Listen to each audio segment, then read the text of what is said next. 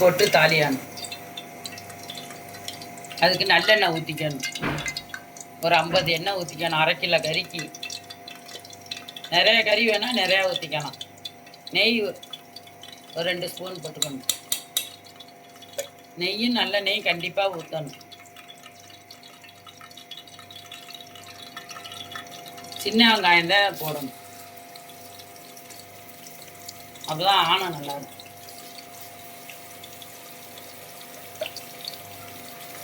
நல்லா வெங்காயம் வதங்கணும்.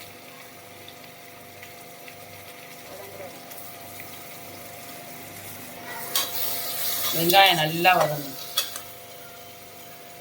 வெங்காயம் நல்லா வதங்கிடுச்சு. இப்போ கறி அள்ளி போடணும். தாளிக்கையிலே எண்ணெய் ஊற்றி வெந்தயம் ஜீரகம் வெடிக்கையும் விடலாம். இப்போ கறி மேலையும் தூவி விடலாம். வறுத்துட்டு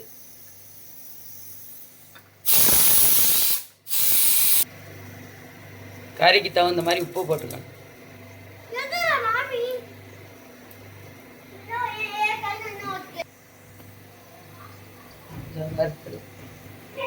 மஞ்சத்தூள் போட்டுக்கணும். உப்பு மஞ்சத்தூளும் வெந்தய ஜீரகம் வறுத்து வச்சுக்கணும். வெறும் சட்டியில் அதை மேலே தூவி விடணும். இப்போ நல்லா சுருள சுருள கிண்டணும்.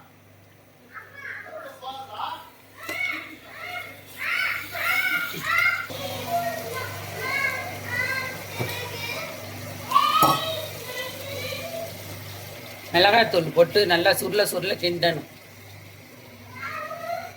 உரப்பு நல்லா வேணும்னா நான் நல்லா 2-3 ஸ்பூன் போட்டுக்கலாம். கம்மியாக வேணால் குறைச்சி போட்டுக்கலாம். தாளியானம் நல்லா உரப்பாக இருந்தால் தான் நல்லாயிருக்கும். இந்த எண்ணெயிலே கிண்டணும். மிளகாய்த்தூளை போட்டு பூண்டு கொஞ்சம் தட்டி இது கறியிலே வேக போட்டுறணும். ஒரு 4-5 பல்லு தட்டி கறி 1 கிலோ 2 கிலோ வேணும்னா அதுக்கு தகுந்த மாதிரி ஜாமான்களை கூட போட்டுக்கலாம். சுருள சுருள கிண்டி தண்ணி ஊற்றி நல்லா கறி எவ்வளவுக்கு வேகுமோ அந்த அளவுக்கு விசில் வச்சுக்கலாம்.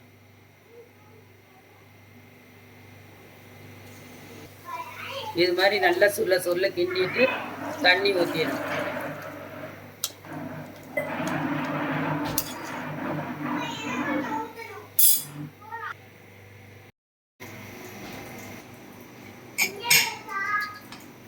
கறி நல்லா 7 விசில் வச்சேன்.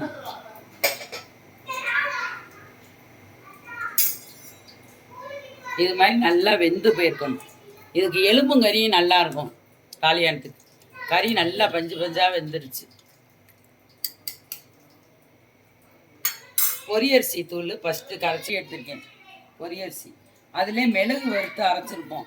மிளகு அதோட சேர்த்து தான் இப்போ தண்ணி ஊற்றி நல்லா கரைக்கணும். நல்லா கரைச்சிக்கணும். ஊற்றி நல்லா கொதிக்கணும். 2 கரண்டி போட்டால் போதும். பொரியரிசியும் மிளகும் வறுத்து அரைச்சி வச்சுருப்போம். அந்த மாவில் 2 ஸ்பூன். ரொம்ப போட்டால் கொல கொலன்னு ஆயிடும். ஏன்னா மல்லிப்பொடி வேறு போடணும். இது நல்லா கொதிக்கட்டும். கரைச்சி ஊற்றணும். நல்லா இது மாதிரி கொதிக்கணும். கொதித்தோடனே மல்லிப்பொடி 2 ஸ்பூன் போட்டு அதுவும் நல்லா கரைச்சிக்கணும். இதுக்குன்னு மல்லி தனியாக வறுக்கணும். வெறும் மல்லியை நல்லா வறுத்து அதிலே ஜீரகம் வறுத்து போட்டு மிஷினில் கொடுத்து நல்லா அரைச்சி வச்சுக்கணும். தாளியானத்துக்குன்னு தனியாக. அப்போ தான் ஆனம் டேஸ்ட்டாக இருக்கும்.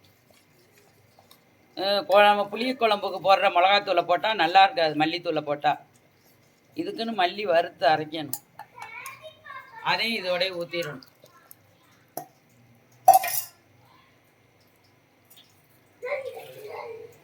இடித்து வச்சுக்கணும். இந்த மாதிரி உரலில் நல்லா இடித்து பூ போல் வச்சுக்கணும் பூண்டை. அதில் இந்த திரும்ப மல்லிப்பொடி 1 ஸ்பூன் போட்டு இதோட பெரட்டி வச்சிடணும். ஏற்கனவே பூண்டு தட்டி போட்டிருக்கோம் கறி வேகையில். இதை தூவி விட்டு அப்படியே இறக்கி வச்சிடணும். அதுதான் தாளியானம். நல்லா மணக்கும் கம கமன்னு. அப்படியே பெரட்டி வச்சிடணும். அது கொதிச்சோன்னே இதை தூவி விட்டு இறக்கிடணும்.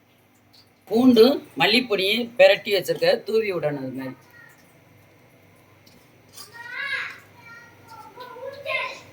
போட்டு இது மாதிரி இருக்கையில் தாளியானத்தை இறக்கிடணும்.